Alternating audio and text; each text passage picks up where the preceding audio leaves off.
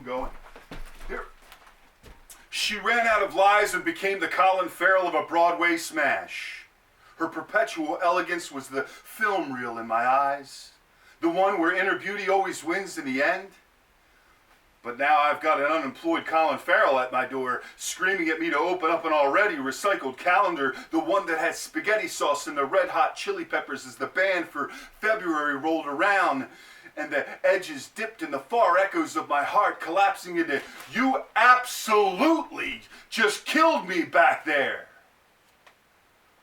And how I fought back the tears in my fists I had to swallow, and I still can't stop leaving you, as you can read her writing on the wall, not the floor of a vintage roadshow in the keepsake distance where it states, "One life only, tickets going, loved or lonely, case dismissed."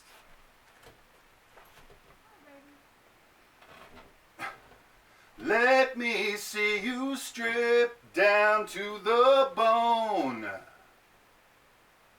I would come home laughing, beaten down and bloodied, and I would ask my mom, when does the celebration of this life begin? She'd reply, "Don't mind them, son, life is a question mark with wings. Now go outside and throw caution to the wind." Odd as it seemed, but it didn't take me long to realize what she meant in saying that. I mean, at first, in the abstract, I would jump through hoops of fire into the carefree breeze, or train dodge these fears of curiosity and gusting locomotive drives, or literally throw myself off a dead man's cliff. You see, when I was a kid, all I did was pretend with my imaginary friend. I know. Call it what you will.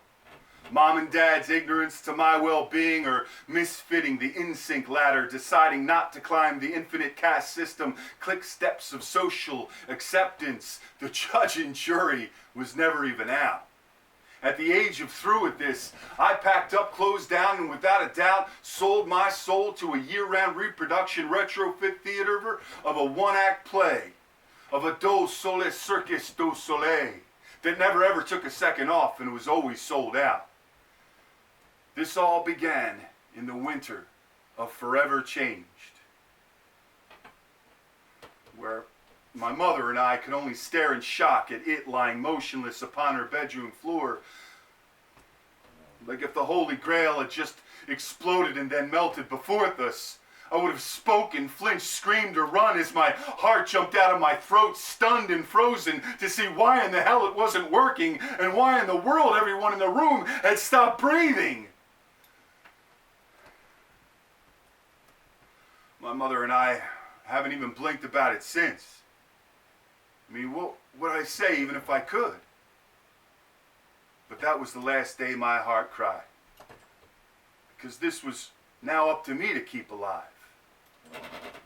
Instantly turning on, not shutting down again, the eyes amongst the blossoming birth of my kindred savior, offspring, and king, forever inspiring new life forms like a billion life sentences of my precious rings. Physically exhausting ourselves daily in our surreal life, death-defying playground, to the bewildered dismay of family peers and head shrink therapies, painting his name throughout the clear, far-reaching winter skies. Caution lives here.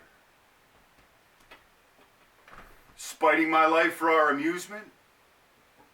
It was the least I could do for my little brother. And to shut off this world-building teardrops into halos, unearthing silence into symphonies, turning frozen timetables into Grandmaster Disney flashes to tear open my chest and unfold these wings to send a scintillating breath of life back into his bountiful lungs, you see. Some may want to wish to call this miscarriage. No, not I. I call him best friend. And forever, to be forever lost in this, throwing caution to the wind. Let me see you strip down to the bone. Let me see you crying just for me. Let me see you stripped down to the bone. Let me see you crying